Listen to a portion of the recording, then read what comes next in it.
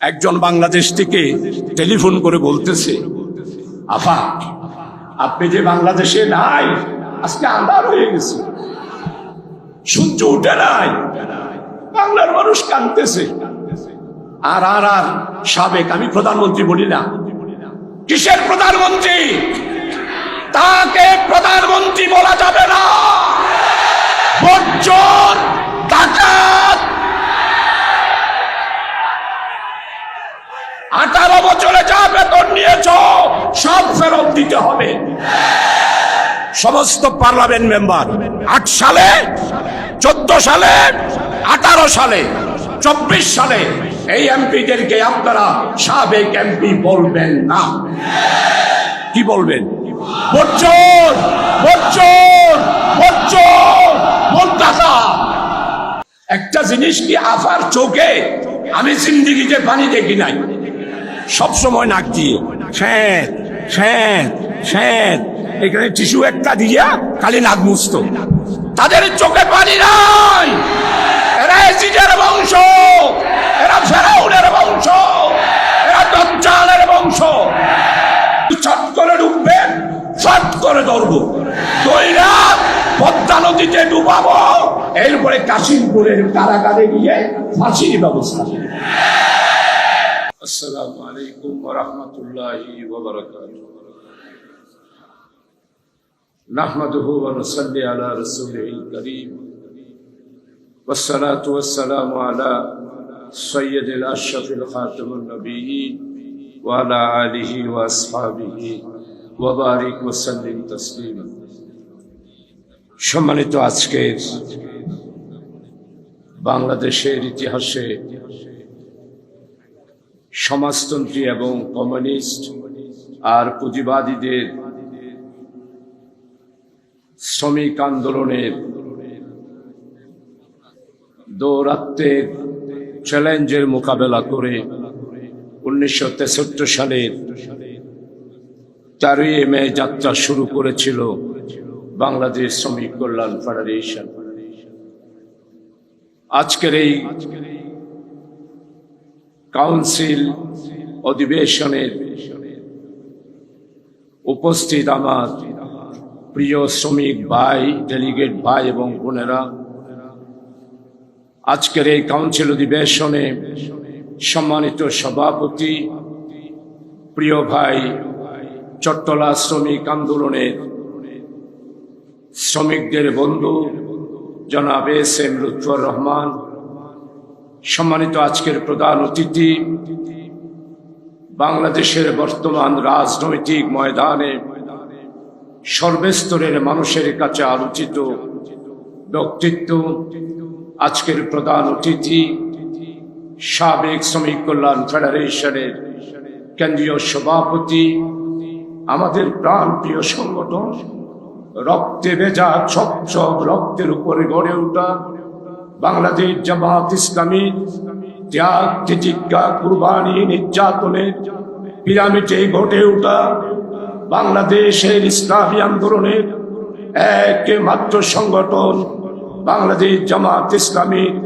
সম্মানিত কেন্দ্রীয় secretary general, মঞ্চে উপস্থিত সম্মানিত কেন্দ্রীয় অ্যাসিস্ট্যান্ট সেক্রেটারি, চট্টলার কৃতি সন্তান জনাব মাওলানা মোহাম্মদ শাহজাহান, প্রবীণ শ্রমিক নেতা হারুন ভাই, মঞ্চে উপস্থিত অতিথিবৃন্দ, সাংবাদিক বন্ধুরা, শ্রমিক কল্যাণ ফেডারেশনের শুভাকাঙ্ক্ষীরা, বন্ধু সংগঠনের নেতৃবৃন্দরা, আমার প্রিয় ডেলিগেট ভাই ও বোনেরা, আল্লাহ তাআলা শুকরিয়া আদায় করছি। এই প্রচন্ড গরমের মধ্যেও আজকে যেহেতু স্বাধীনভাবে নতুন যাত্রায় নতুন বাংলাদেশে বাংলাদেশ শ্রমিক কল্যাণ ফেডারেশন আজকে কাউন্সিল অধিবেশন আমরা করতে পারছি, এই জন্য আল্লাহর দরবারে শুকরিয়া আদায় করছি। আজকে আপনারা যারা উপস্থিত হয়েছেন, এমন কেউ নাই যারা কারাগারে যান নাই, এমন কেউ নাই পারিবারিক ভাবে নির্যাতিত হন নাই। মাথা উঁচু করে সমাজে 18 বছর আমরা চলতে পারি নাই।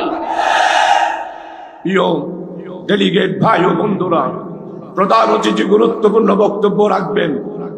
অনেক মনের জ্বালা ছিল, আলহামদুলিল্লাহ ভবিষ্যতে আপনাদের সামনে বক্তব্য রাখবো। আজকে শুরুতে স্মরণ করছি বৈষম্য বিরোধী ছাত্র আন্দোলনের চট্টগ্রাম মহানগরীতে যখনই ডাক দিয়েছি, আমার প্রিয় ভাই লুৎফর শ্রমিক ভাইদেরকে নিয়ে রাজপথে হাজির হয়েছে। বাজার প্রাচীর গড়ে তুলেছে আমার শ্রমিক বন্ধুরা।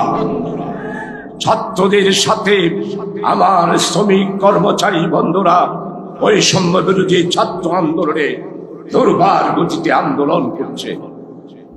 আমি আজকে স্মরণ করছি এই শহীদি কাফেলায় একটি নাম, সেটা হলো শ্রমিক কল্যাণ ফেডারেশনের প্রিয় ভাই শ্রমিক নেতা জনাব ফারুককে। আপনারা যারা বৈষম্য বিরোধী ছাত্র আন্দোলনে বাধার প্রাচীর গড়ে তুলে আহত হয়েছেন বদ্দারহাটে, মুরাদপুরে, নিউ মার্কেটে, যদি শ্রমিক কল্যাণ ফেডারেশন না হতো, আমাদের বৈষম্য বিরোধী ছাত্ররা দাঁড়িয়ে থাকতে পারত না। প্রিয় বন্ধুরা, আজকে বাংলাদেশে শ্রমিক অঙ্গন লন্ডভন্ড, শিল্পনীতি লন্ডভন্ড, কোন নীতি এই নাই। সমস্ত কলকারখানাগুলো বন্ধ করে দেওয়া হচ্ছে। ওই ৭২ সালে মরহুম শেখ মুজিব জাতীয়করণের মাধ্যমে আমাদের শ্রমিক অঙ্গনকে সম্পূর্ণরূপে ধ্বংস করেছে আওয়ামী লীগ আর আওয়ামী লীগের নেতা শেখ মুজিব। আজকে প্রধান অতিথি, আপনার কাছে অবশ্যই রিপোর্ট আছে। ৭২ থেকে ৫৩ বছরের আজকের মধ্যে জাতীয়করণের মাধ্যমে, জাতীয়করণের শিল্পনীতির মাধ্যমে কলকারখানাগুলো আওয়ামী লীগের নেতারা, শেখ মুজিবের প্রেতাত্মারা যেইভাবে লুটপাট করেছে তার শ্বেতপত্র আমরা এখনো পর্যন্ত পাই নাই। আদমজি বলুন, কে রহমান বলুন, জুটমেন বলুন, আমিন জুটমেন বলুন, সব পেচলট করেছে এই আওয়ামী লীগেরা, বাকশালীরা। সম্মানিত প্রধান অতিথি, আপনার কাছে অনুরোধ করব, এই শতবেত্রগুলো বের করে বাংলার মানুষকে জানাতে হবে। বেতনের বৈষম্য আশ্চর্য ব্যাপার। এক একজনে বেতন পায় ৩.৫ লাখ, ৪ লাখ। এখন শুনতেছি আমাদের প্রাইভেট বিভিন্ন শিক্ষা প্রতিষ্ঠানও বারে বাপরে বাপ বেতনের বাহার। স্পষ্ট বলতে চাই, বাংলাদেশের এই বৈষম্য বেতন আমরা সহ্য করতে পারি না। আমার মনের দুঃখ, উপদেষ্টা মহোদয়কে বলেছি, বেতন কাটাবো, আবার নতুন ভাবে সাজাতে হবে। আমার ভাইরা বলছে নিম্ন মজুরি ২০,০০০। কিসের ২০,০০০? সচিব পাবে ৫ লাখ আর আমার শ্রমিক পাবে ২০,০০০। এটা কোনোদিনও হতে পারে না। প্রিয় ভাই সব, আপনাদের খেদমতে আরজ করতে চাই, প্রধান অতিথি আজকে বক্তব্য রাখবেন, বিশেষ অতিথি বক্তব্য রাখবেন। আমার ২টা দাবি, সার্কিট হাউসও বলেছে, আমার শ্রমিক ভাইয়েরা তার ছেলেদের লেখাপড়া করাতে পারে না। প্রাইভেট বিশ্ববিদ্যালয়ে গেলে আপনি গরিব মানুষ, টাকা নাই, এখানে কেন আসছে? তো কোথায় যাবেন? সরকারি কলেজেও জায়গা নাই, আপনাদের ওইখানেও জায়গা নাই, আমরা কোথায় যাব? আমাদের যাবার জায়গা আমাদেরকে করে নিতে হবে। এই জন্য মাওলানা মতিউর রহমান জামি শহীদ হৃদয়ের নেতা ২০০৪ সালে পার্লামেন্টে আপনিও ছিলেন, উনি বক্তব্য রেখেছিলেন, চিকিৎসাকে বাণিজ্যকরণ করা যাবে না, শিক্ষাকে বাণিজ্যকরণ করা যাবে না। একটি ওয়েলফেয়ার স্টেটের ফর্মুলা আমাদের নেতা মাওলানা মতিউর রহমান নিজামী দিয়েছিলেন। তাই আজকে আমার শ্রমিকদেরকে আমি উপদেষ্টা মহোদয়দের বৈঠকে বলেছি, স্বরাষ্ট্রমন্ত্রী মহোদয়কে বলেছে, শ্রমিকেরা রক্ত দিয়েছে, কোন বড় লোকের ছেলে, বড় লোকের পরিবারেরা ৭১ ওই রক্ত দেয় নাই, ২৪-এর গণ অভ্যুত্থান রক্ত দেয় নাই। আমার মধ্যবিত্ত পরিবারের ছেলেরা, গরিব পরিবারের ছেলেরা বলেন না আপনাদের কোন পরিবারের সন্তান রক্ত দিয়েছে, দেখাতে পারবেন? হাসনাত আব্দুল্লাহ, আমার প্রিয় ভাই শহীদ সাইফুল ইসলাম আলিফের বাড়িতে জানাজা শেষ করে আমার বক্তৃতার পর আমি যখন এটা বলেছি, রক্ত দিয়েছে গরিবের ছেলে, রক্ত দিয়েছে মধ্যবিত্ত পরিবারের ছেলে, উচ্চ পর্যায়ের পরিবারের কোন ছেলে সন্তান রক্ত দেয় নাই। আপনারা জানেন আমার ভাই শান্ত, তার পরিবারে আমাদের আমিরি জামাত গিয়েছিল, শাহজাহান ভাই আপনিও ছিলেন, আমরা তার বাড়িতে ঢুকতে পারি নাই, দরজা নাই, আমিরে জামাত কোন রকমে ঢুকেছিল একটি ছোট্ট রুমের মধ্যে। আমার সেই শান্ত অনার্স উপর গড়িয়ে বিএস কলেজের ছাত্র হিসেবে টিউশনি করে লেখাপড়ার খরচ চালাতো, আর মা বাপের পরিবারের খরচ চালাতো। ওই পরিবারেরই সন্তান আমার ফয়সাল শান্ত রক্ত দিল, শাহাদাত বরণ করল। তাই আজকে আমি স্পষ্ট করে বলতে চাই, আমাদের শ্রমিক ভাইদেরকে চিকিৎসার জন্য একটি নির্ধারিত মূল্যে অবশ্যই কার্ড চালু করতে হবে। প্রাইভেট ইউনিভার্সিটি থেকে শুরু করে সরকারি বেসরকারি প্রত্যেকটা প্রতিষ্ঠানে শ্রমিকদের জন্য, শ্রমিকের ছেলে মেয়েদের জন্য লেখাপড়ার জন্য একটা কোটা নির্ধারণ করে দিতে হবে। মেধাবীদেরকে অবশ্যই পড়াতে হবে।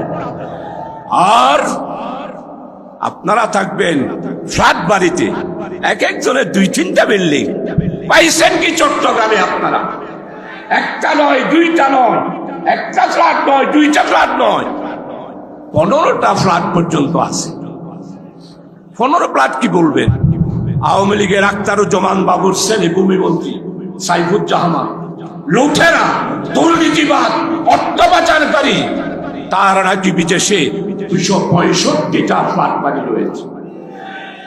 চিন্তা করতে পারেন সাংবাদিক বন্ধুরা? এগুলো একটু লিখেন, এটা আমি বলতেছি, মারলে মারবে আর কি। আমার প্রিয় ভাই হাসনাত আব্দুল্লাহ আমাকে জড়াই ধরে কেঁদেছে, বলেছে আজকে গরিবের কোনো মর্যাদা নাই, আমরা গরিবের ছেলের কোনো সম্মান নাই। বৈষম্য বিরোধী ছাত্র আন্দোলনের নেতৃবৃন্দের সামনে হলো মৃত্যু, পিছনে জাগার যাওয়া নাই, এই কথা বলে হু হু করে আমাকে ধরে কেঁদে দিয়েছে। এই বৈষম্য বাংলাদেশে আমরা আর হতে দেব না, দিতে পারি না, সেই যেই হবে হোক না কেন। আসুন, আজকে বাংলাদেশে দ্বন্দ্ব হলো মুক্তবাজার অর্থনীতি আর সোশ্যালিজমের অর্থনীতি। এই দুইটা অর্থনীতির সাথেই আমাদের দ্বন্দ্ব, আমাদের চ্যালেঞ্জ।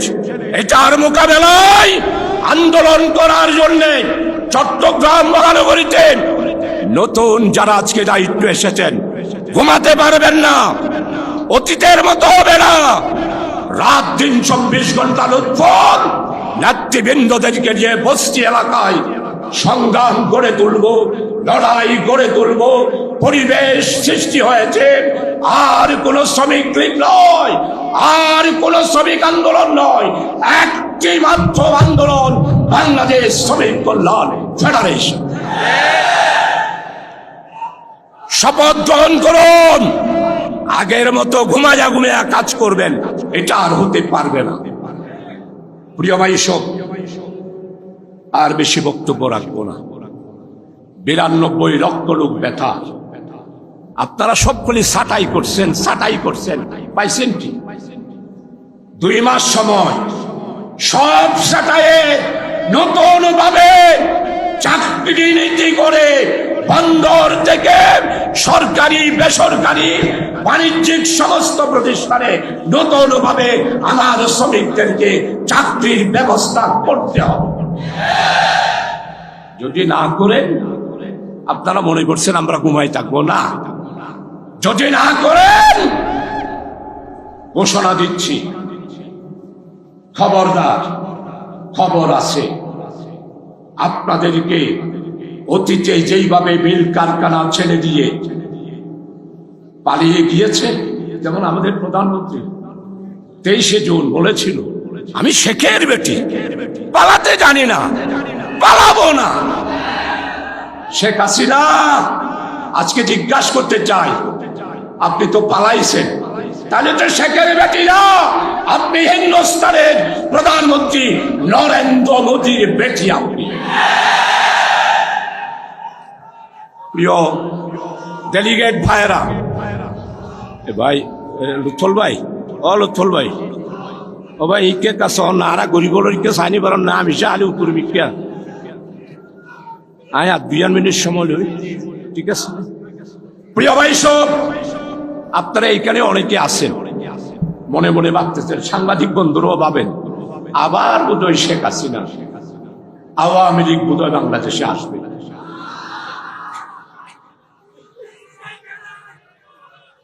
প্রিয় ভাই সব, ফেসবুকে দেখলাম একজন বাংলাদেশ থেকে টেলিফোন করে বলতেছে, আফা আপনি যে বাংলাদেশে নাই, আজকে আন্ধার হয়ে গেছে, সূর্য উঠে নাই, বাংলার মানুষ কাঁদতেছে।